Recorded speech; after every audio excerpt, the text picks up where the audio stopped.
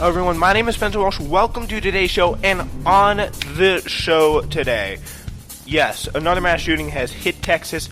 7 people killed, 21 injured near Odessa. The attack began at a traffic stop and really caps off a deadly month of August where there has been 51 deaths in mass shootings in August alone in the U.S. It's pretty crazy. Also taking a look at Laura Ingraham going after now AOC. See how she did there. Uber and Lyft are recruiting their own drivers to lobby against drivers' rights. A TikTok teen goes a little bit comradey, I guess you could say, organizing a student strike in solidarity with the teacher strike. Check a look at that girl, Madeline Westerhouse, that woman, in the White House. Also, taking a look at the latest Democratic Party trickery. And 4, as I'm sure you know, we are continuing our article breakdown segment on today's episode with a special trip to the New York Times for today. It's going to be very exciting. Enjoy all of that stuff. We got a lot of fun stuff coming that way. But first, we have to start with some pretty awful stuff going on in Texas. 7 people were killed, and at least 21 others were injured at a brazen daylight drive-by mass shooting in West Texas in the cities of Midland and Odessa on Saturday as a gunman drove on the highways and streets, opening fire on residents, motorists, and shoppers, said authorities. It's New York Times reporting here. The attacks at the start of the Labor Day weekend terrified sister cities 20 miles apart, with a combined population of 263,000, less than a month after a gunman killed 31 people in both El Paso and Dayton, Ohio. As I'm sure you remember, wasn't too long ago. There has yet obviously been another mass shooting taking place. And again, it just shows you it's such an important issue, and another reason why we need to make some change here. Because it's something else you could just take to the polls. Because under our current structure, there's nothing that's going to happen. There's nothing that's going to happen. No change will be put. There's no Mitch McConnell's never going to do anything. You cannot rely on anyone in the Republican side for just a second looking at things the right way. We know that there's no change that's going to happen on this front. We're only going to get more stupid ideas and more late night calls from Wayne LaPierre that'll derail any possible hint at progress. And I mean, again, it sounds really awful, but the really I think the best we can do is we just have to. It sounds awful again. We just have to wait till 2020 in order to do anything about this, because there is no what else is going to be able to get done? There is nothing. I mean, obviously get the pressure, the lobbying, getting out the vote and getting out the effort for people, not just for the presidency, but obviously for Senate and House and your state House, your state Senate, everything that you could possibly do to spread the issue here is going to be so important, so necessary, because that is really how you're going to get change. It's not going to be with the people that we have elected now, that's for sure. At the start of the Labor Day weekend, not a good way to start it, the chief of police at the Odessa Police Department, Michael Gerke, said at a news conference on Saturday the attack had begun after a traffic stop. The gunman fled the police and hijacked a postal truck, firing at civilians as he made his way into Odessa. 3 law enforcement officers and a toddler were among those wounded before police shot and killed the gunman, a man in his near 30s, near a movie theater on the outskirts of Odessa. The police said the gunman's motive was not immediately clear. It was in some ways obviously a sadly familiar scene of panic in America, as people suddenly ducked for cover, fled businesses as gunshots rang out. In Texas alone since 2017, there have been 4 mass shootings, including the one Saturday, so just since 2017. And yet, in other ways, it was unique, as the panic typically concentrated in one school or store spread for miles across the Texas flatlands. There have been earlier reports that there are multiple gunmen. And again, when a gunman is mobile, obviously they can be so much more scary. Imagine you're not even safe in your own home at this point, because you could be out there. You could be literally sitting, if you have a home that's right off the road, and you're outside mowing the lawn or whatever, you could be dead. That's the crazy world. There is no escape from these people. You could just go, there's so many awful ways that this could happen. Police officers and state troopers warded drivers off the highways as businesses across two cities shut their doors. Universities went on lockdown. A television station in Odessa evacuated a studio where reporters were covering the breaking news live on air. That's pretty crazy. Vice President Mike Pence told reporters, "Our hearts break." And again, at least they kind of recognize that there's a problem, and they're not saying all this crap like with the good guys with guns. Like they know there's a problem. Obviously, how can you not? But again, there's not going to be any shit. Like it's all talk, no hype on this. Like that's all we're gonna get. We're not gonna get anything else from these people. It's not going to happen. Like it's so demoralizing to think about.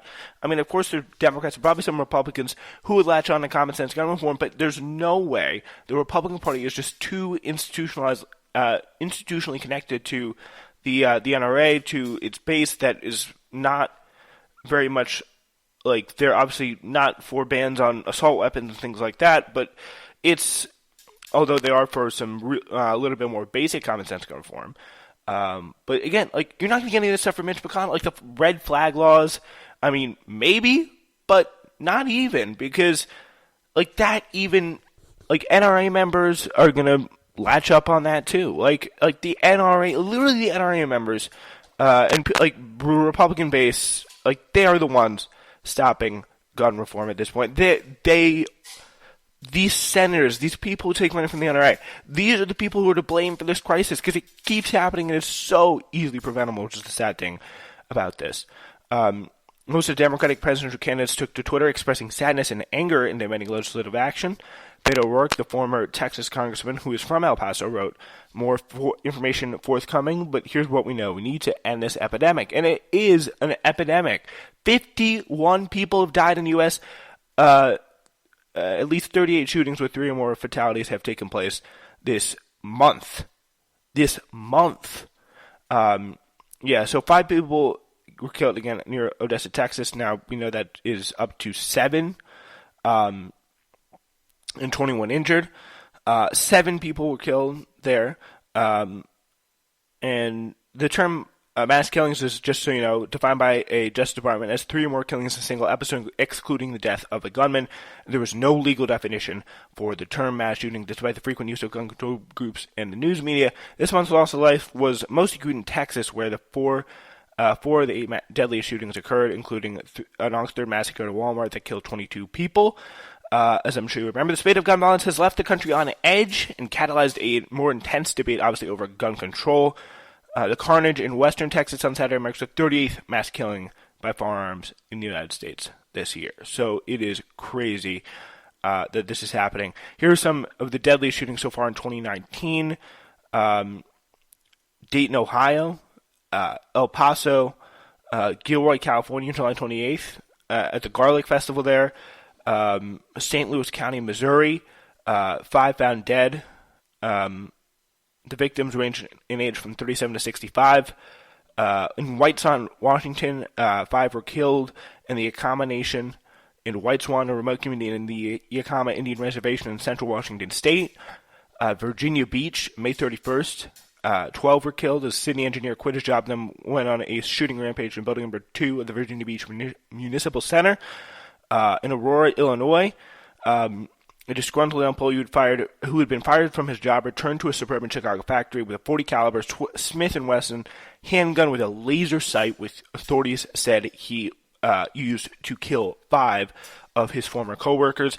The gunman was not supposed to have a weapon, as his gun permit had been revoked a year earlier because of felony assault conviction. The victim included an intern who was on his first day of work and grandfather of 8. So yeah, obviously, like the list can go on and on. We have Sebring, Florida. 5 women fatally shot when they were lying on the ground in a SunTrust bank by a 21-year-old man who called an emergency dispatcher and said, "I've shot 5 people."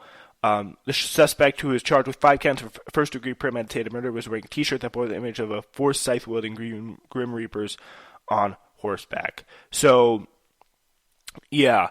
So that is the very, very, very sad reality of what we see today. Like, this mass shootings just continue and continue and continue. Like, like we don't know what to do about them. It's just such a like we at this point we have become numb to them. But the thing about becoming numb to them is, it works great to be numb to them until you can become a part of them. And at this point, more and more people every day are becoming a part of them. That's the problem.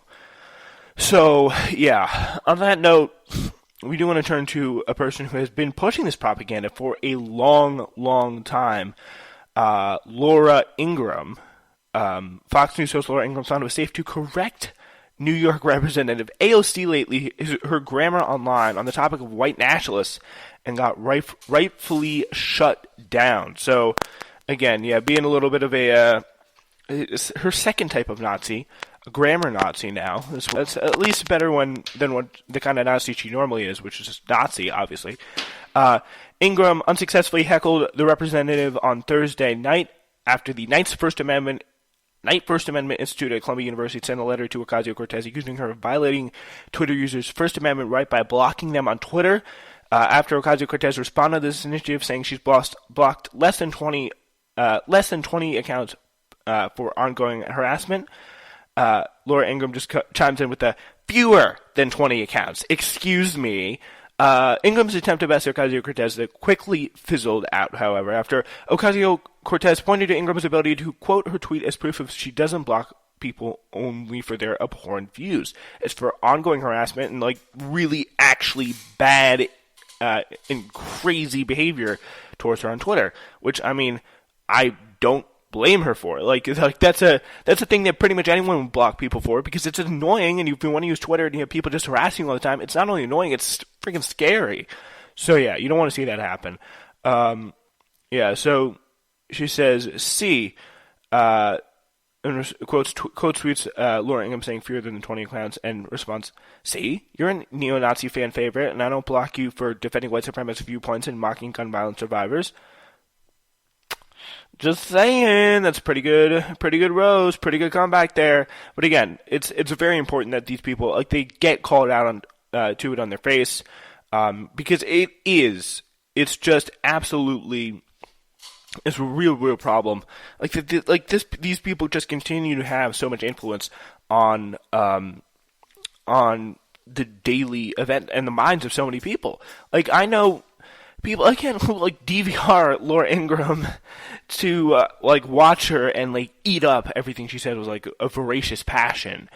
And the fact that like there are people out, like she's out there doing the work for some of the worst and most violent people in America, it's very, very disturbing. Like, because that's what's going on here. She's mainstreaming. She's kind of like the Elvis Presley for white nationalist and white supremacist viewpoints. Like, she's bringing them over to the mainstream, and that is very, very, very dangerous to some of the stuff that she has said. So, it's good of people like that to be put in their place, and we're going to, we're calling 911 on her behalf because she just got burned. Yeah, so that's always fun to see. So yeah, that is the scoop on that. So we're going to turn on to a little bit more of a disturbing story. Uber and Lyft, they're recruiting their own drivers to lobby against drivers' rights here as a struggle for the possible resurgence of labor continues. We will look at it. So, yeah, this story is inspired by Hamilton Nolan getting on the show once again. We love Hamilton Nolan and Splinter, the website itself. He writes, gig economy tech companies that rely on armies of independent contractors are panicked at a bill being considered in California that could force them to classify their workers as actual employees. Like what they like to do is, say independent contractors. That allows them to skirt the labor laws. That allows them to say, we don't have to do this to them. We don't have to give them the proper benefits. We don't have to give them the best pay possible that we know we can give. So again, like, that is going to be a potentially very landmark case, because there's a lot of people who use that. The big tech companies, a lot of Silicon Valley is built off of those independent contractors, and if that status gets taken away, it could be a very huge deal. So now what's going on is they're busily enlisting their own workers to lobby against improving their own lives, pretty much. The California bill AB 5 would tighten legal standards and make it much harder for companies to classify their workers